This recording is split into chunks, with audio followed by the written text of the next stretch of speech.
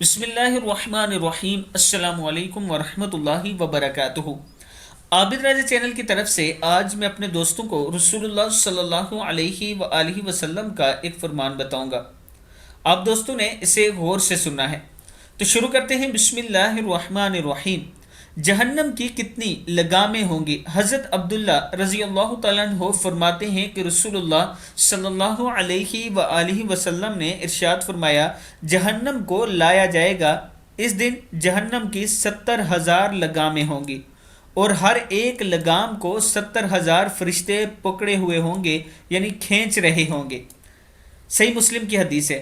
اللہ تعالی ہم سب کو جہنم کی وحشت سے پناہ دے، اور اللہ تعالی ہم سب کو جنت الفردوس میں جگہ عطا فرمائے۔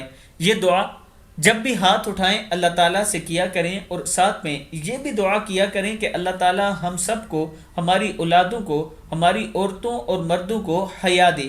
السلام علیکم ورحمۃ اللہ وبرکاتہ۔